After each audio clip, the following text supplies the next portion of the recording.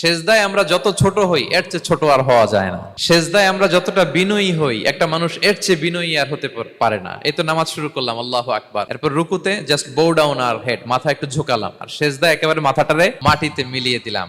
তার মানে আমি চলে গেলাম আসফালে। আসফাল মানে সবচেয়ে নিচে, আর সবচেয়ে নিচে যে আমি ঘোষণা দিলাম সুবহানা রাব্বিয়াল, মানে হে রব, আপনার প্রশংসা, আপনার পবিত্রতা, আপনি আলা।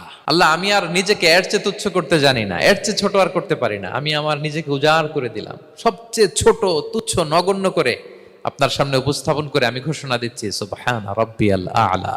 পবিত্রতা সেই রবের যিনি আলা, সর্বোচ্চে। সুবহানাল্লাহ পড়ে।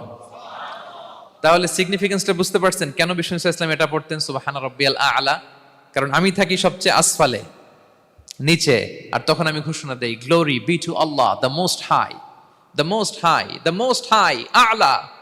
আল্লাহ, আমি একেবারে নিচে কিন্তু তুমি হচ্ছে আলা। মজার